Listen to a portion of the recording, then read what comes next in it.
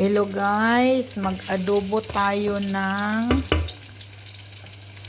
atay ng manok.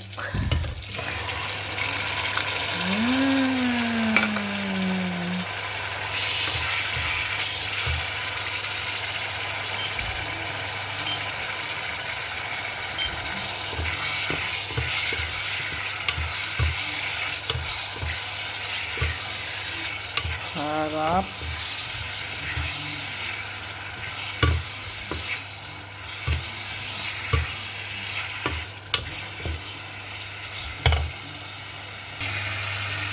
Ito guys, tapos lagyan natin ng luya guys para hindi siya, para mawala yung langsa guys. Lagyan natin luya. Tapos lagyan natin ng toyo guys. Lagyan natin ng toyo tumatalsik.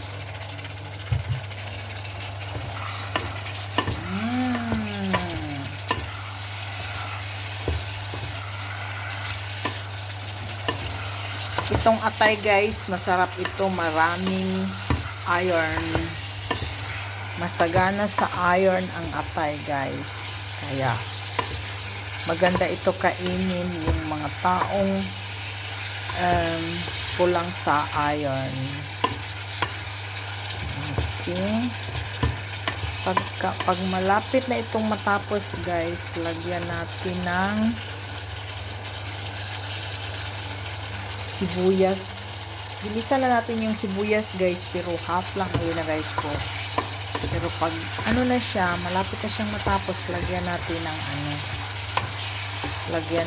ng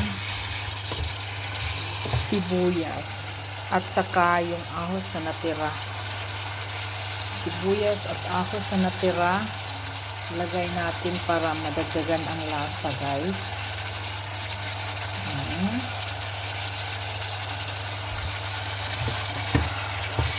Haluin na naman hanggang maubos yung sabaw niya guys. Pwede din hindi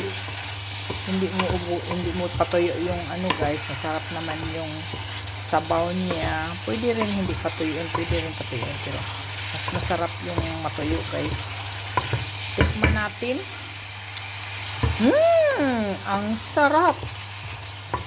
Pwede nang kainin guys. Kain tayo.